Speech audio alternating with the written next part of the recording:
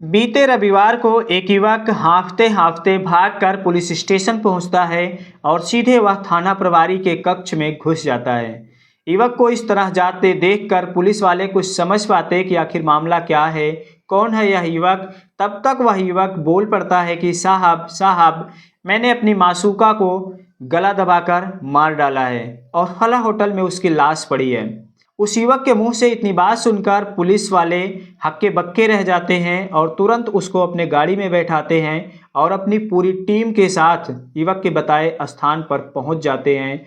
और जब होटल का कमरा खुलवाया जाता है तो सामने बेड पर सचमुच में लाश पड़ी होती है। यह नज़ारा देखकर पुलिस वाले भी दंग रह जाते हैं। फिर युवक के हाथ में हथकड़ी लगाकर तुरंत पुलिस गिरफ्तार कर लेती है और साथ ही फॉरेंसिक टीम को भी बुला लेती है मौके पर।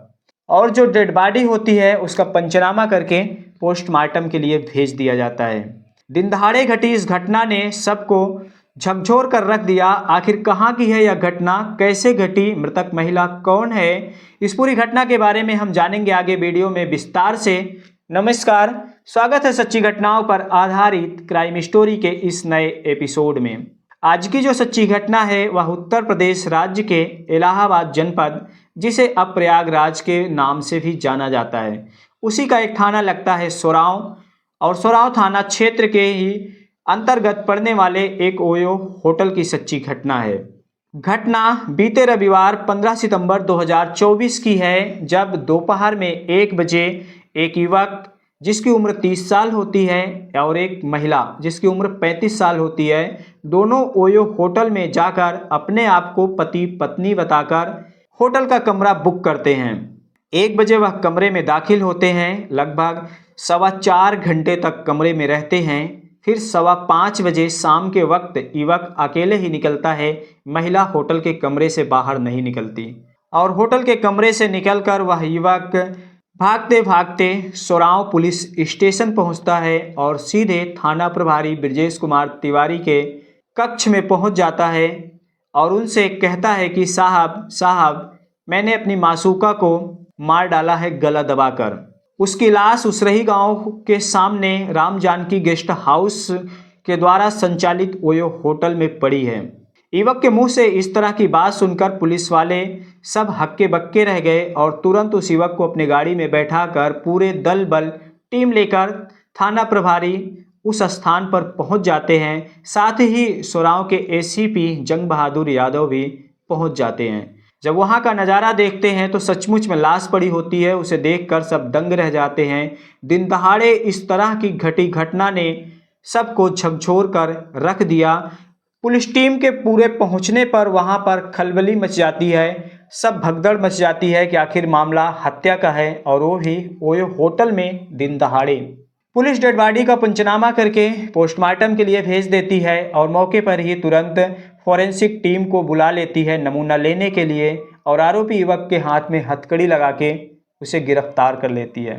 जब इस घटना के बारे में पुलिस तहकीकात करती है, जांच पड़ताल करती है, तो पता चलता है कि जो आरोपी युवक है उसका नाम है विवेक कुमार, जो सोराव थाना क्षेत्र के ही सरसा गांव का रहने वाला है।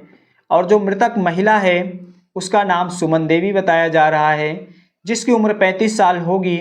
वह सोराव थाना क्षेत्र के ही सराय गोपाल भदरी की रहने वाली थी, जिसकी शादी आज से 16 साल पहले सन 2008 में बलकरनपुर ठगहा निवासी राम आश्रय के साथ हुई थी। शादी के बाद सुमन की जिंदगी ठीक ठाक चल रही थी। उसे एक बेटा भी हुआ जिसकी उम्र अब 10 साल बताया जा रहा है और एक बच्चा है। लगभग 12-13 साल तक दोनों की शादीशुदा जिंदगी बहुत खुशहाल, बहुत अच्छे से बीतती है। उसके बाद पति पत्नी की बीत रही खुशहाल जिंदगी पर किसकी नज़र पड़ती है पता नहीं। फिर दोनों के जीवन में अनबन शुरू हो जाती है और अनबन का नतीजा यह होता है कि दोनों का रिश्ता बिगड़ जाता है। फिर दोनों अलग रहने लगते हैं। सुमन जो है अपने ससुराल का घर छोड़कर अपने मायके में सराय गोपाल भदरी में आकर रहने लगती है। पिछले 2.5-3 साल से वह यहीं पर रह रही थी।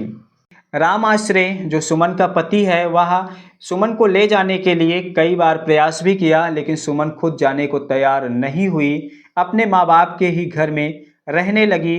तो इसी बीच इसकी मुलाकात एक दिन हुई इस लड़के जो विवेक कुमार है। विवेक कुमार का बताया जा रहा है कि इसकी बहन का घर है सराय गोपाल भद्री में, जहां पर कि सुमन का मायका है। बहन के घर आते जाते दोनों ने एक दूसरे को देखा तो विवेक को सुमन कुमारी बहुत अच्छी लगी, वह उसे चाहने लगता है। उसके बारे में जब पता किया तो पता चला कि वह 2-3 साल से अपने मायके में ही रह रही है, पति से अनबन होने के चलते। फिर गांव के एक मेले में सुमन की मुलाकात विवेक से होती है। उसके बाद विवेक ने उसे अपनी दिली इच्छा बताई और साथ ही उसका फ़ोन नंबर भी ले लिया। 2-3 साल से अकेली रह रही सुमन की ज़िंदगी में भी थोड़ी खुशहाली आई, उसे भी विवेक का साथ बहुत अच्छा लगा, इसलिए दोनों फ़ोन पर बातचीत करने लगते हैं। और बातचीत करने के बाद दोनों धीरे धीरे अपने प्यार का इजहार भी करते हैं। अब सुमन के तन्हा ज़िंदगी में विवेक आ चुका था, अब वह काफ़ी खुश हो जाती है विवेक को पाकर। फिर धीरे धीरे जब दोस्ती हो गई तो दोनों मुलाकात भी करने लगे, अक्सर घर वालों के चोरी छिपे। और यह मुलाकातों में जिस्मानी संबंध भी बनना शुरू हो गए। जब एक बार जिस्मानी संबंध बना तो यह सिलसिला बार बार शुरू हो गया। ऐसे ही दोनों का रिश्ता चलता। अब सुमन के लिए कोई रोकने टोकने वाला नहीं था। अगर ससुराल में होती तो उसके लिए शायद बंदिशें ज़्यादा होती। मायके में थी तो वह रात में तो घर रहती, लेकिन दिन में जहाँ चाहे वहाँ आ जा सकती थी। और विवेक जब उसे इच्छा होती थी तब बुला लेता था। सबसे नज़रें बच बचा के दोनों मिल लिया करते थे। और जब यह रिश्ता काफ़ी दिन तक मिलने मिलाने का ऐसे चलने लगा तो सुमन जो है वह विवेक के ऊपर दबाव बनाने लगी शादी करने के लिए।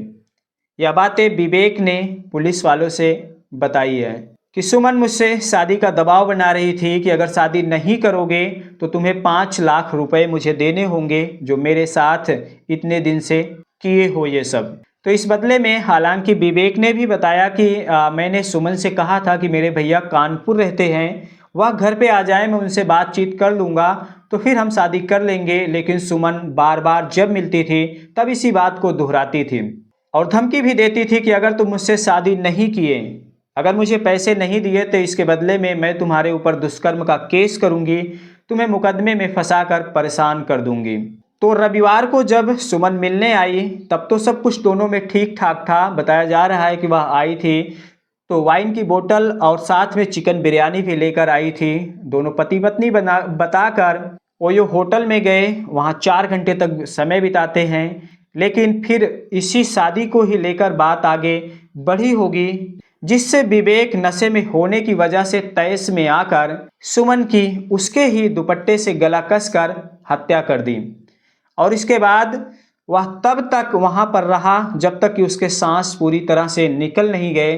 फिर उसने सोचा कि भागूंगा तो पुलिस मुझे कहीं ना कहीं से ढूंढ ही निकाल लेगी, मैं फंस जाऊंगा, इससे अच्छा है कि खुद जाकर थाने में सरेंडर कर देता हूँ। ऐसा ही सोच कर वह सोराव थाने पहुँचता है, पुलिस वालों को सारी घटना बताया।